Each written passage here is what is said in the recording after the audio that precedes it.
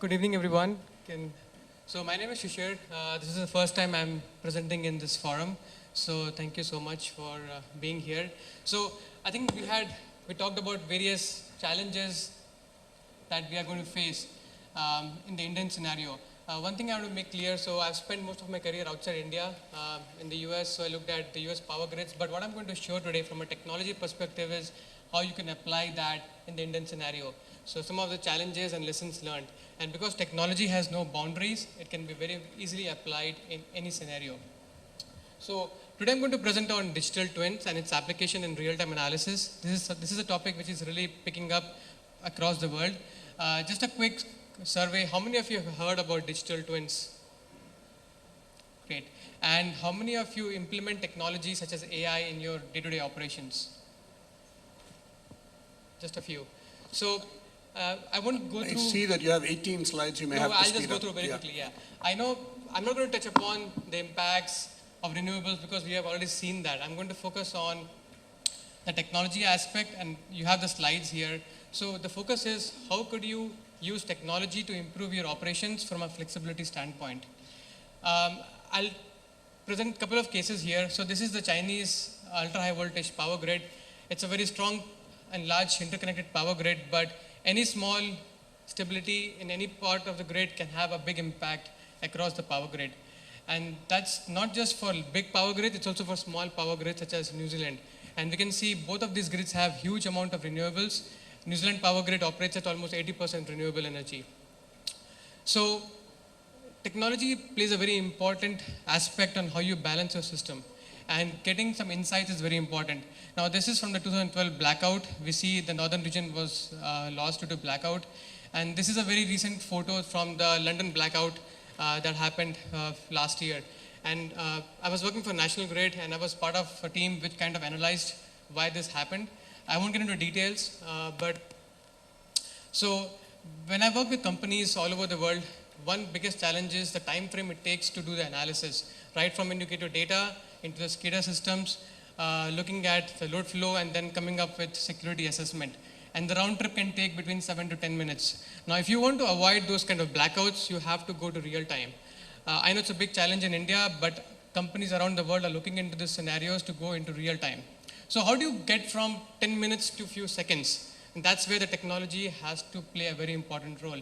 And technology such as advanced simulations and machine learning, AI capabilities will help you to achieve that.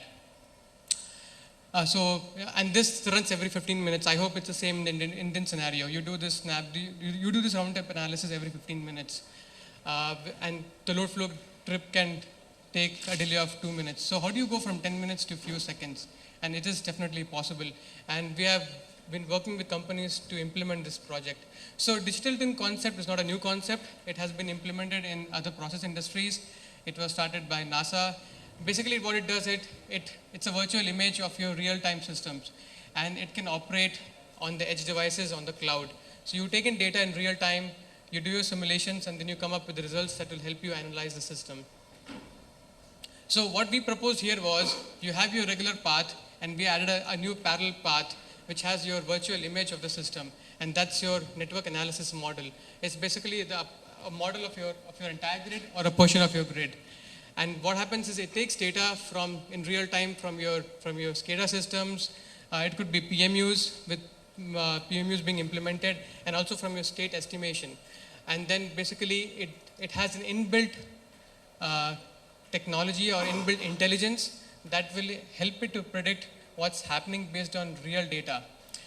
So once you have a network analysis model that takes in real time data, and it comes up with an output, and it's based on real events. So the events could be if you have a fault somewhere on the system, and then based on the fault, your system changes and tries to come up with an optimal solution. You have an event that's the next step. So the event then goes to something called the complex processing unit. Now this processing unit basically has an inbuilt intelligence.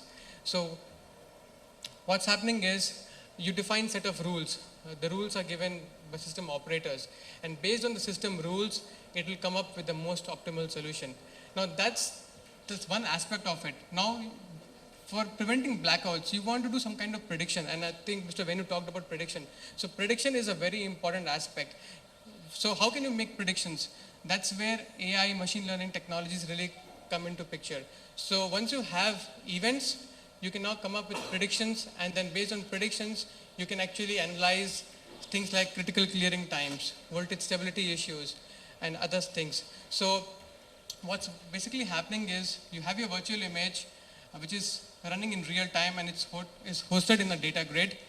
Your machine learning models are basically a convolution neural networks, which is taking in real time data and doing predictions. And in the network analysis model, what you're doing is basically doing what if simulations. Instead of working with data, you're working with algorithms, which is doing large scale data analysis. Now, when you're looking at big power grids, you cannot, the speed is a big issue. So when you're trying to minimize your speed from minutes to seconds, you have to take advantage of parallel computing, and that's where parallel computing technologies really come into picture. Now, this could be on your systems or it could be in cloud. What we are seeing is many of the companies around the world are moving to cloud-based systems, and that's where parallel computing really plays a very important role. So